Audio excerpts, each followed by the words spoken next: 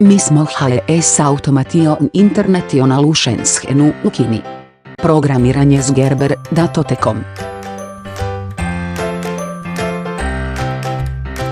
Za automatsko testiranje koristite mjerač napetosti. Automatska provjera za svaki otvor blende.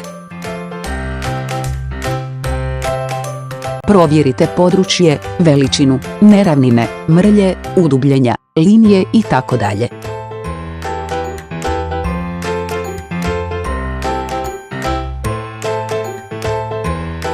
3D kamera provjerava debljinu.